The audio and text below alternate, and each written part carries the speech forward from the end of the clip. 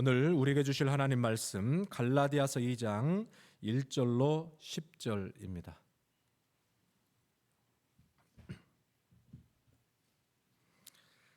(14년) 후에 내가 바나바와 함께 디도를 데리고 다시 예루살렘에 올라갔나니 계시를 따라 올라가 내가 이방 가운데서 전파하는 복음을 그들에게 지시하되 유력한 자들에게 사사로이 한 것은 내가 다름질한 것이나 다름질한 것이 헛되지 않게 하려 함이라.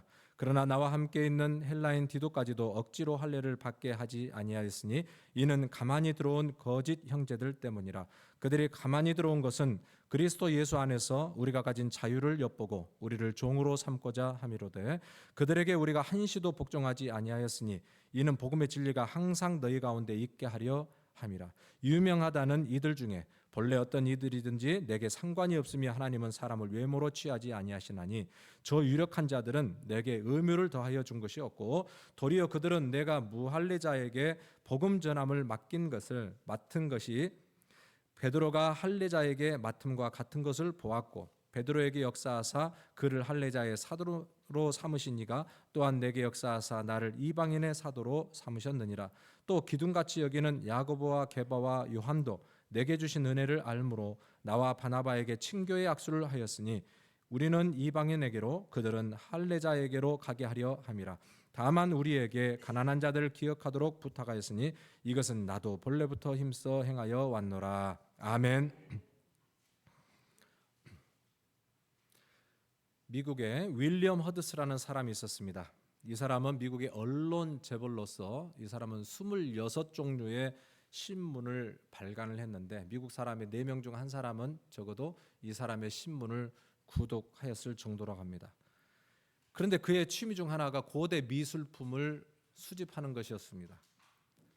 그는 마음에 드는 고대 미술품이라면 어떻게 해서든지 자기의 소유로 삼아야 직성이 풀리는 그런 사람이었어요. 그래서 그의 집에는 골동품들이 가득 차 있었답니다.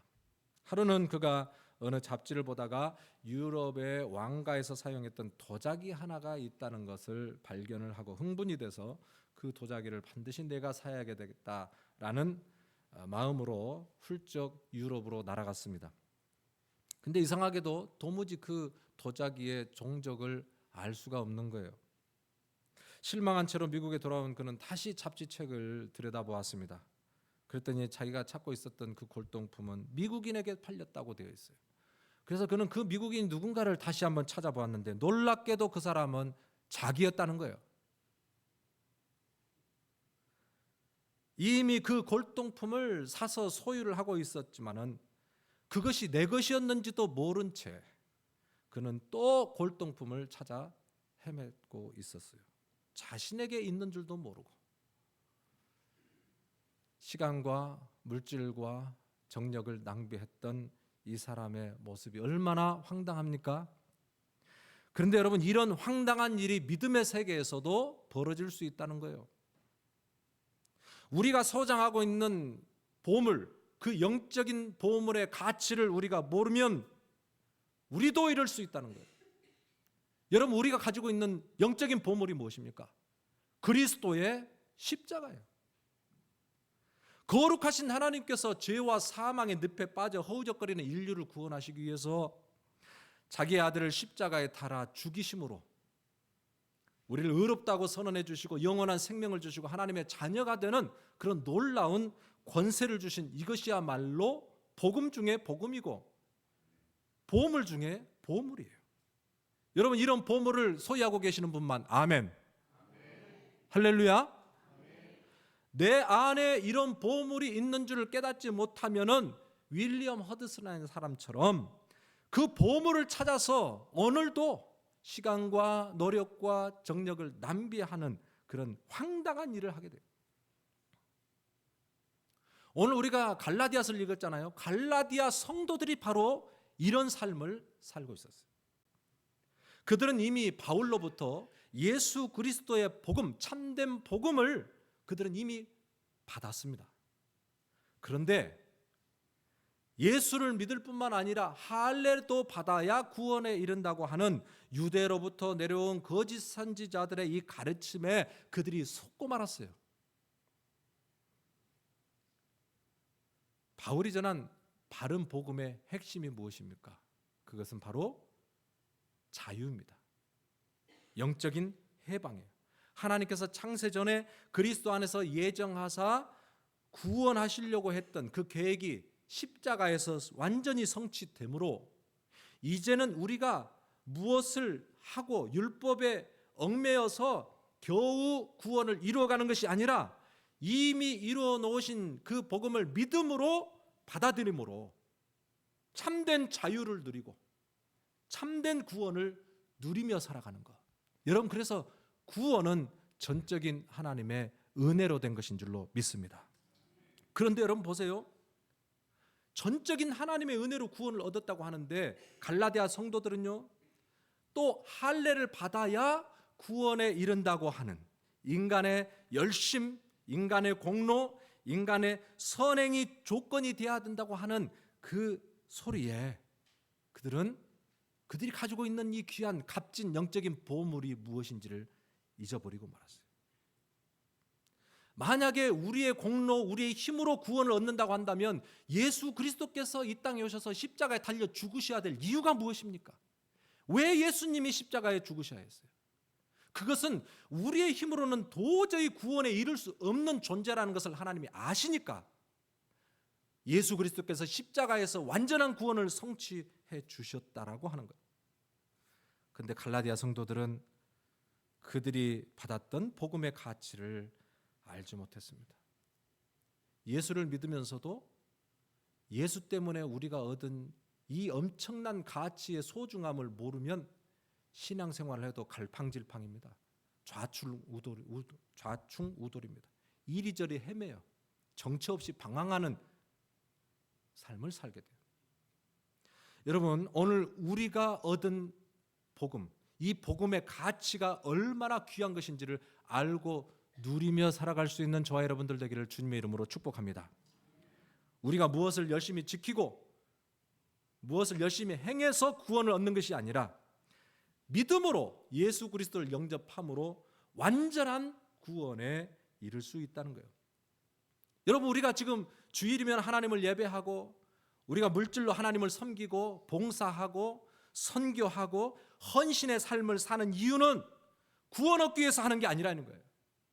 이 모든 것은 구원을 얻었기 때문에 자원함으로 기쁨으로 우리가 주님 앞에 헌신하는 삶을 살게 되는 거예요. 그러니까 값없이 받은 이 구원의 이 가치가 얼마나 소중한가를 아는 자는 누가 뭐라 하지 않아도 좁은 길을 걸어가고 주님과 함께 십자가를 지고 그러면서도 기쁨으로 이 길을 걸어갈 수 있는 거예요. 이게 복음의 가치를 아는 자고 복음의 가치를 누리는 성도들의 모습이에요. 여러분, 간절히 바랍니다.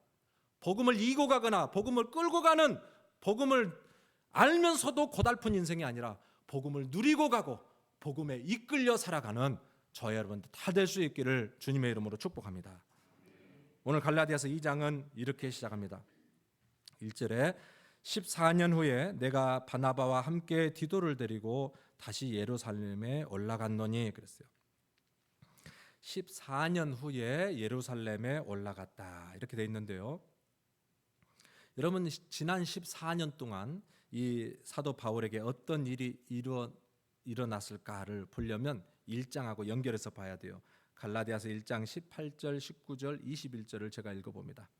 그 후에 3년 만에, 그런데 여기서는 아라비아로 간 지 3년 만에 이 말이에요. 내가 게바를 방문하려고, 게바는 베드로입니다. 베드로를 방문하려고 예루살렘에 올라가서 그와 함께 15일을 머무는 동안 주의 형제 야고보 외에 다른 사도들을 보지 못하였노라. 그 후에 내가 수리아와 길리기아 지방에 이르렀으나 이렇게 나옵니다. 이 바울의 행적을 좀 정리해 보면 바울이 다메섹에서 부활하신 예수님을 개인적으로 만나게 되죠. 소명을 받게 됩니다. 그리고 사도 바울은 어디로 갔어요? 지난주에 우리가 이야기했죠. 아라비아로 갔습니다. 아라비아에서 3년을 지내면서 그의 신학의 체계가 다시 세워지고 그의 성품이 변화되는, 신앙이 숙성되는 그런 변화의 시간을 가졌다 그랬어요. 그리고 나서 그가 게바를 만나려고 예루살렘으로 올라가서 15일을 유했고 그 이후로 그가 내려와서 자기의 고향인 길리기아 다소에 가서 머물렀다. 지금 이렇게 이야기를 하고 있어요. 갈라디아에서는 그 이후로의 행적이 이제 이야기되고 있지 않지만 사도행전과 연결해서 보면 그 이후 바울의 행적이 나와 있습니다. 이 14년 동안 바울의 삶에는 많은 변화가 있었는데 특별히 안디옥 교회를 담임하던 바나바라는 사람과의 만남이 이 사도 바울의 사역의 놀라운 전환점이 되게 됩니다. 바나바가 누굽니까? 바나바는 성령이 충만한, 사람들을 잘 위로했던 그런 성숙한 신앙의 소유자예요. 그는 자기의 밭을 다 팔아서 사도들의 발 앞에 놓고 가난한 자들에게 모든 것을 다 나눠줘 버릴 만큼 그는 정말 헌신된 그런 평신도 지도자였습니다. 이런 지도자를 예루살렘 교회가 이방 안디옥 교회로 파송을 합니다. 안디옥이라는 지방에 이방인들이 예수 믿는다는 그런 소문이 들리니 당신이 그곳에 가서 한번 목회를 해보시오. 평신도 지도자를 보냈어요. 이 바나바가 안디옥 교회에서 목회를 하던 중에 어떤 소문을 듣냐면은 다메섹에서 예수를 만나고 회심한 사도 바울의 이야기를 듣게 되고, 사도 바울이야말로 하나님께서 이방인의 사도로 이방인을 전도하는 데 꼭 필요한 그런 제목으로 하나님 부르셨다는 것을 그가 확신하고 바나바가 길리기아 다소로 직접 찾아갑니다. 그래서 사도 바울을 만나서 간청을 합니다. 함께 와서 안디옥 교회를 목회하자고. 그래서 바울과 이 바나바가 안디옥 교회에 와서 함께 공동으로 목회를 하는데 교회가 더 부흥하게 되고 더 성장해요. 그리고 이들이 함께 이제 1차, 2차, 3차 이 막 전도를 다니지 않습니까? 그런데요, 이 전도를 다니면서 이방 지역에 복음이 증거되고 교회가 세워지는 이런 놀라운 일들을 경험하게 돼요. 그런데요, 이런 이방인의 사역이 막 활발하게 진행되는 중에 커다란 걸림돌이 등장합니다. 그것은 바로 할례의 문제였어요. 이방인의 할례의 문제. 그 정황을 사도행전 15장 1절 2절에 잘 기록해 놓았습니다. 어떤 사람들이 유대로부터 내려와서, 이건 거짓 교사들입니다, 형제들을 가르치되 너희가 모세의 법대로 할례를 받지 아니하면 능히 구원을 받지 못하리라 하니 바울 및 바나바와 그들 사이에 적지 아니한 다툼과 변론이 일어난지라. 형제들이 이 문제에 대하여 바울과 바나바와 및 그 중에 몇 사람을 예루살렘에 있는 사도와 장로들에게 보내기로 작정하니라. 자, 할례 문제 때문에 이제 이 변론이 일어났고 또 형제들이 대표로 이 사람들을 예루살렘으로 보내기로 했다. 이게 바로 오늘 갈라디아서 1장과 2장 사이에 들어가 있는 이 배경입니다. 그래서 지금 바울이 바나바와 함께 예루살렘을 방문을 했습니다. 두 번째 방문이죠. 그 목적이 무엇이냐? 2절에 이렇게 기록해 놓았습니다. 2절 함께 읽습니다. 시작.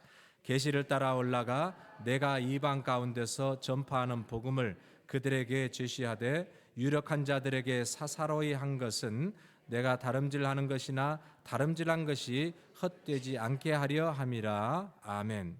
자, 바울이 예루살렘에 올라간 이유는 유력한 자들에게 자신의 복음을 제시하기 위해서였다. 이렇게 그동안 사도 바울이 이방인들에게 전했던 그 복음이 이상이 없는 복음이었음을 확증하기 위해서 예루살렘으로 올라갔어요. 여기서 유력한 자들이 누구냐? 나중에 9절과 이제 참고를 해서 보면은 이 유력한 자들은 기둥처럼 여겨졌던 예루살렘 교회의 지도자 야고보, 베드로, 요한, 예수님의 제자들이었죠. 이들을 지금 지칭을 해요. 자, 그런데 우리가 이것을 읽으면서 오해하지 말아야 될 것은 바울이 예루살렘 교회 지도자들에게 자신의 사역과 자신의 복음을 허락을 받기 위해서 올라간 것은 아니에요. 왜냐하면 바울을 세우시고 바울에게 사명을 주신 분이 바로 부활하신 예수 그리스도였고, 바울이 받은 그 계시의 복음을 붙들고 증거했던 그 복음은 완전한 복음이었기 때문에 그래요. 그럼에도 불구하고 이 사도 바울이 예루살렘 교회 지도자들을 만나서 사사로이 이야기를 했다는 거예요. 우리가 사사로이 그러면 조금 별로 안 좋은 뉘앙스로 쓰이는데 사사로이는 개인적으로 이 말입니다. 개인적으로 이 사도들을 만나서 자기가 지금까지 외쳤던 복음에 대해 자세히 설명했던 이유는 이 사도들의 복음과 또 내가 전한 이 복음이 결코 다르지 않다는 것을 확신을 시켜줌으로 인해서 이제 더 이상 이 할례의 문제가 이방인에게 복음을 전하는 데 있어서 걸림돌이 되지 않도록, 불필요한 오해와 갈등이 생기지 않도록 하기 위해서 그가 그들을 만났다는 거예요. 자, 여기서 볼 때 눈에 띄는 표현이 하나 나옵니다. 계시를 인하여 올라갔다는 표현이에요. 계시를 인하여. 계시가 뭡니까? 계시는 하나님의 말씀으로 우리가 볼 수 있습니다. 하나님의 말씀을 따라 그가 올라갔다는 거예요. 지금 상황을 보면 교회에 문제가 발생해서 사람들이 대표를 뽑아서 예루살렘으로 올려 보냈죠. 그런데 사도 바울은 이것을 어떻게 해석을 했느냐? 이건 하나님의 계시다. 하나님이 이 문제 속에 관여하시고 하나님이 나를 예루살렘으로 올려 보내셨다라고 그가 해석을 하고 있어요. 겉으로 보면은 유대인들과 지금 이 사도 바울의 말이 다르고 그래서 갈등이 빚어졌습니다. 이건 문제예요. 그런데 사도 바울은 이걸 문제로 보는 것이 아니라 하나님께서 역사하실 기회로 보았다는 거예요. 하나님이 이 문제를 통해서 하나님의 놀라운 일들을 행하려고 하시는구나. 그래서 사도 바울은 지금 예루살렘으로 올라가면서 이 사도들과 만나서 논쟁을 하려고 한다거나 아니면 자기가 외쳤던 복음이 더 우월하다는 우월성을 입증하려고 씩씩거리면서 올라가는 게 아니었어요. 그는 이 복잡한 미묘한 이 관계의 입장에 문제가 있음에도 불구하고 그는 하나님이 이 모든 문제 속에 관여하시고 하나님이 이것을 통해서 하나님의 놀라운 뜻을 드러내 주실 것이다 라는 확신 가운데 기대함으로 올라갔다는 거예요. 이게 바로 계시에 이끌려 올라갔다는 표현이에요. 여러분, 이것이 바로 복음에 이끌려 사는 성도의 모습이에요. 문제를 문제로 보거나 문제를 문제로 보는 것이 아니라 문제 뒤에 감추어진 하나님의 의도를 바라보고 그래서 삶을 해석하고 또 삶을 풀어가는 이런 성숙한 시각이 그에게 있었다는 거예요. 여러분, 우리의 삶에 복잡한 문제가 있고요, 갈등이 많이 있는데 여러분 그 속에는 하나님의 계시가 있어요. 계시라 그러면은 지금도 계시가 있냐 이렇게 또 이야기하면은 아픈데요. 그게 아니라 하나님의 뜻이 있다는 거예요. 우리의 갈등과 우리의 이 고민 속에는 하나님의 반드시 의도한 바가 있다는 거예요. 그래서 문제에 집중하지 마시고 상대방의 감정에 휘둘리지 마시고 큰 그림을 볼 수 있어야 됩니다. 하나님의 입장으로 우리의 이 모든 갈등과 어려움을 해석하는 눈, 이런 갈등 속에 숨겨져 있는 하나님의 의도, 하나님의 뜻을 우리가 분별하고 그 하나님의 뜻을 온전히 성취해 갈 수 있는 저 여러분들이 될 수 있기를 주님의 이름으로 축복합니다. 여러분, 바울과 함께 동행한 자가 몇 명입니까? 오늘 본문에 보면 2명이 등장합니다. 바나바와 디도였어요. 그런데 디도는 안디옥에서 사역을 하다가 만난 이방인입니다. 그를 제자로 삼았습니다. 바나바는 유대인이지만 디도는 이방인이에요. 헬라인이에요. 그 말은 할례를 받지 않았다는 이야기예요. 지금 여러분 보세요. 할례가 구원에 필요한 것인지에 대해서 의논하기 위해 예루살렘으로 올라가는데 하필 할례를 받지 아니한 디도를 데리고 지금 올라갈 이유가 무엇입니까? 안 그래도 지금 당시에 교회에 몰래 들어온 이 거짓 형제들이 바울이 전하는 이 자유의 복음, 이 복음의 허점을 드러내려고 혈안이 되어 있었어요. 4절 5절에 이렇게 되어 있습니다. 이는 가만히 들어온 거짓 형제들 때문이라. 그들이 가만히 들어온 것은 그리스도 예수 안에서 우리가 가진 자유를 엿보고 우리를 종으로 삼고자 함이로되 그들에게 우리가 한시도 복종하지 아니하였으니 이는 복음의 진리가 항상 너희 가운데 있게 하려 함이라. 자, 지금 거짓 형제들이 교회 안에 조용히 들어와서 노리는 게 뭐예요? 복음의 자유를 엿보고 있는 거예요. 복음은 우리를 율법 아니면 우리의 어떤 행위로부터 자유함을 누려서 이 사도 바울은 교회 성도들에게 자유를 줬다. 그리스도의 복음은 우리에게 자유를 준다 그러는데 그 자유에 허점이 있지 아니하냐. 그래도 너희들이 뭔가를 지켜야 구원에 이르지. 너희들이 그래도 할례를 받아야 뭔가 확신에 차지 않겠어? 이런 것을 지금 엿보고 있는 거예요. 그래서 다시 성도들 율법의 노예로 삼으려고 호시탐탐 그들의 틈을 보고 노리고 있었다는 거예요.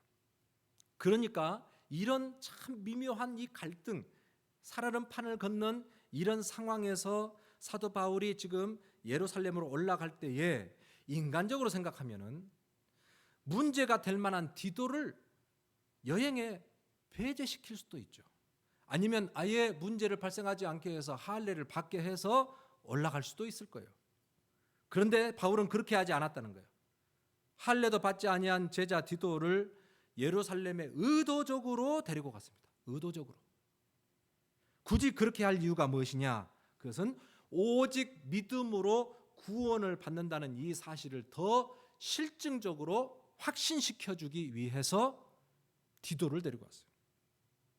이방인이지만 예수를 믿음으로 온전한 구원에 이른 사람이 바로 여기 있다. 더 이미 그리스도인이 되었고 구원을 누리고 있는 이 사람에게 더 이상 할례가 무슨 의미가 있겠느냐? 여러분, 디도는 이방인이었음에도 불구하고 어떤 율법이나 절기나 행위가 아닌 오직 믿음으로 구원을 누리는, 그러니까 십자가의 복음의 그 충족성을 삶으로 증거해 낼 수 있는 그런 복음의 샘플이 되었다는 거예요. 복음의 샘플. 이 한 사람의 변화, 복음으로 완전히 변화된 이 디도의 삶이 예루살렘 총회가 열릴 때에 큰 영향력을 끼치게 되었어요. 여러분, 복음의 능력은 변화에 있습니다. 변화시켜야 그게 바로 복음입니다. 그래서 복음으로 변화되고 복음에 이끌려가는 인생이 이렇게 놀라운 영향력을 끼칠 수 있다는 것을 디도가 보여주고 있는 거예요. 여러분은 예수를 믿고 나서 진정한 삶의 변화가 있습니까? 율법에 의존하거나 뭘 열심히 해서 자신의 의로운 행위를 드러내는 그런 것 말고 오직 은혜에 이끌려, 오직 복음의 능력에 이끌려 사는 진정한 자유를 누림으로 복음이 내 삶에 나타나는 그런 증거가 있느냐. 제가 유튜브를 몇 년 전에 이렇게 보다가 간증을 듣고 큰 은혜를 받은 분이 있습니다. 이희돈 장로님이에요. 여러분 다 아시죠? 지금은 고인이 되셨지만은 그가 9/11 테러 당시에 하나님의 특별한 은혜로 살아남으신 분이에요. 그는 최연소 나이로 세계 무역센터 협회 수석 부총재를 역임하게 되었는데 그가 그 부총재를 역임하고 있을 때에 참사 당일에 그가 워싱턴에서 비행기를 타고 뉴욕에 도착을 합니다. 오전 10시에 회의가 있어서 가는데 워싱턴에서 냉커피를 마셨던 것이 잘못돼서 설사가 되는 바람에 뉴욕에 도착해서 화장실에 들려서 늦게 이 택시를 잡아 타고 가는 도중에 자기가 가야 될 그 꼭대기층의 그 회의실이 그대로 비행기가 들이받아서 불타는 것을 택시 속에서 그가 봤어요. 자기가 있어야 될 그 자리에 자기가 살아남았던 거예요. 이 정말 소름이 돋을 만한 이런 상황 속에서 하나님의 그를 건져내셨다는 그런 상황 속에서 그가 세계를 돌아다니면서 살아계신 하나님을 간증하고 그 삶 속에서 역사하시는 하나님을 증가하기 시작했어요. 그는 세계무역센터 부총재 시절에도 그렇게 바쁜데 한 달이면 4번씩이나 그냥 세계를 돌아다닐 정도로 그렇게 바쁘고 15분 단위로 계획을 해서 바쁜 일정을 소화해야 될 만한 그런 삶을 살았지만 그럼에도 불구하고 그는 하루에 2시간씩 기도하는 사람이었다. 그럼에도 불구하고 그는 교회에서 주일 예배를 가능하면 예배를 거기서 드리고 새벽 예배를 가능하면 드리고 금요 철야를 하고 할 수 있으면 선교하고 봉사하며 그에게 주어졌던 수많은 그 일들, 비즈니스들을 하나님께 하듯 성실하게 감당했다는 거예요. 어떻게 그게 가능하냐? 그 바쁜 일을 하면서 어떻게 그게 가능하냐? 그게 가능하다는 것을 그의 삶으로 그가 증거하고 보여줬어요. 목회자가 그렇게 이야기하면은 목사님이니까 그렇게 이야기할 수 있지 그렇지만 장로님이 그 복음, 자기를 변화시킨 그 복음이 자기의 삶에 어떻게 놀랍게 그의 삶을 변화시켜 가는지를 그가 삶으로 고백하며 그가 가는 곳마다 수많은 성도들의 은혜를 받고 젊은이들이 특별히 그 마음에 정말 불같은 성령의 역사, 우리가 받은 이 복음이 얼마나 우리의 삶에 놀라운 능력이 되는지를 그 장로님을 통해서 은혜 받는 것을 우리가 보았습니다. 여러분, 수많은 신앙 논쟁들보다 더 확실한 증거는 변화된 한 사람의 삶입니다. 여러분, 바라기는 복음에 이끌려 사는 변화된 복음의 증거들이 우리에게 있기를 주님의 이름으로 축복합니다. 그래서 우리 하나님의 나라가 말에 있지 아니하고 능력에 있다. 우리의 삶으로 진정한 복음의 능력을 보여줄 수 있는 저 여러분들 다 될 수 있기를 주님의 이름으로 축복합니다. 자, 마지막으로 또 그런가 하면은 복음에 이끌려 사는 삶의 모습은 연합으로 드러납니다. 오늘 본문에 눈에 띄는 표현이 하나 있습니다. 친교의 악수라는 표현이에요. 9절을 다 함께 읽습니다. 시작. 또 기둥같이 여기는 야고보와 게바와 요한도 내게 주신 은혜를 알므로 나와 바나바에게 친교의 악수를 하였으니. 아멘. 자, 이들은 결코 친교의 악수를 할 수 있는 관계가 아닙니다. 왜냐하면 베드로, 야고보, 요한은 예수님에게 직접 배우고 듣고 사사받은 정통 사도들이에요. 그런가 하면 바울은 예수님을 생전에 만나본 적이 없는, 그러나 갑자기 다메섹에서 부활하신 주님을 만났다. 공식적이지 않는, 누가 볼 때 공식적으로 보이지 않는 그런 주님으로부터의 만남과 사도직을 받았다. 여전히 정통적인 사도들이 볼 때는 참 의구심이 있는 그런 사도예요. 뿐만 아니라 이 바울은 이방인들이 할례를 받지 않아도 구원을 받을 수 있다고 하는, 아직까지도 유대인의 고정관념으로는 이해할 수 없는, 아직 논의된 바 없는 그 구원의 교리에 대해서 새로운 주장을 하고 있다는 거예요.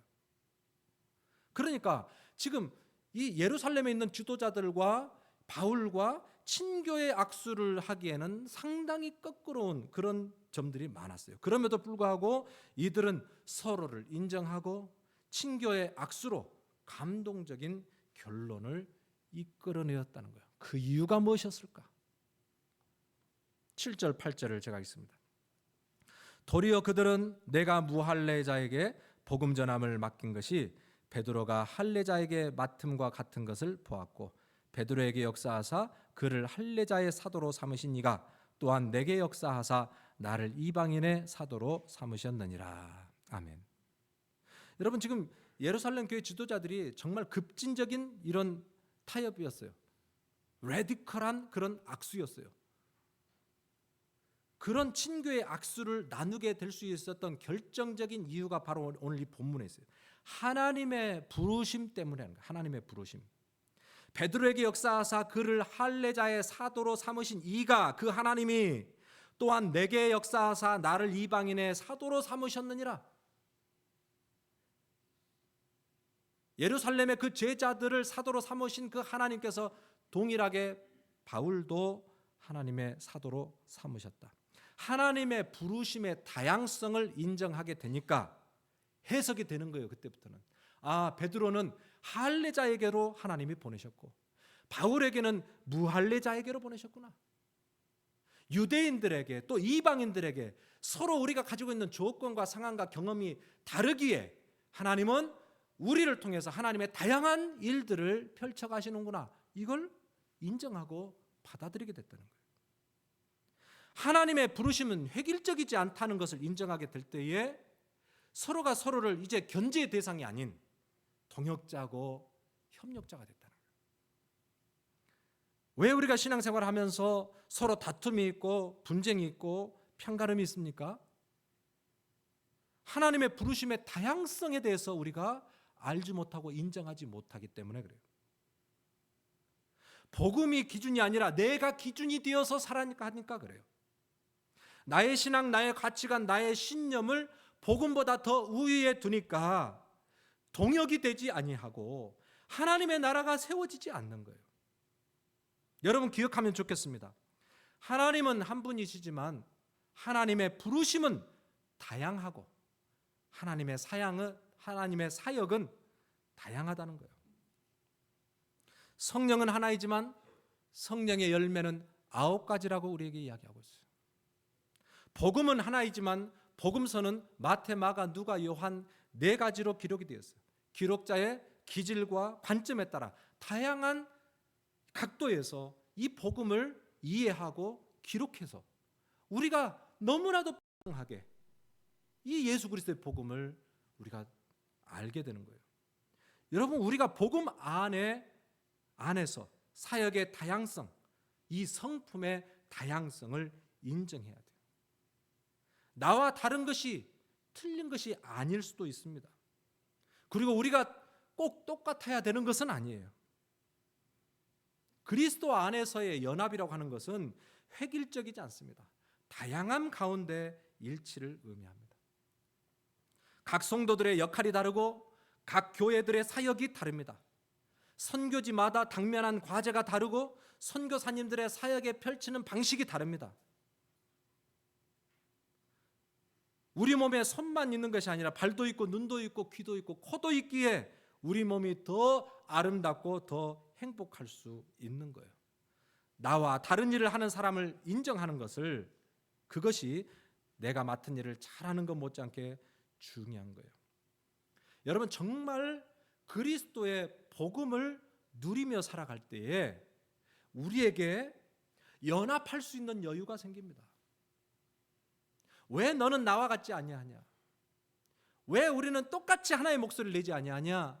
여러분 그게 아니라 서로 다양한 부르심 가운데 우리가 연합되기만 하면 그리스도께서 그 연합을 통하여 온전한 하나님의 나라를 이루어 가신다라고 하는, 내가 중심이 아니라 하나님의 관점이 중심되고 내 나라가 아니라 그리스도의 나라라고 하는 이 관점으로 바라보면 오늘 우리는 서로 다름으로 인하여 등을 지는 것이 아니라 친교의 악수를 내밀고 그리스도의 복음을 더 영광스럽게 빛나는 그런 존재들이 된다는 거예요. 그럼 말씀 마칩니다. 우리 안에 감추어진 복음의 참된 가치를 깨달아 알 수 있기를 바랍니다. 복음의 가치를 알아야 복음에 이끌려서 하는 놀라운 은혜를 누릴 수 있게 됩니다. 복음에 이끌려서 하는 게 뭐냐? 저는 오늘 지금 이 이야기를 여러분들에게 하고 있는 거예요. 정리를 하면 복음에 이끌려서 하는 게 뭐냐? 먼저는 계시를 따라 사는 삶이다. 문제와 갈등에 파묻히지 아니하고 그 뒤에 숨겨진 하나님의 뜻을 발견하는 삶이다. 더 나아가 삶의 변화를 통해서 복음의 샘플이 되는 삶이다. 말로 예수 믿는 것이 아니라 삶의 변화로 예수 그리스도를 증거하는, 복음에 이끌려 살아가는 그런 삶이다. 마지막으로 연합을 이루는 삶이에요. 복음 안에서 서로의 다름을 인정하고 친교의 악수로 교회의 연합을 이루는 자가 복음에 이끌려 사는 자예요. 복음을 아는 자 많습니다. 복음을 가르치는 자 많습니다. 그러나 복음을 누리며 사는 자, 복음에 이끌려 사는 자는 극히 드뭅니다. 오늘 이 말씀을 통해서 하나님은 우리를 복음으로 초청하십니다. 오늘 저와 여러분들이 복음에 이끌려 복음의 은혜를 누리며 살아가는 성도님들 다 될 수 있기를 주님의 이름으로 축복합니다.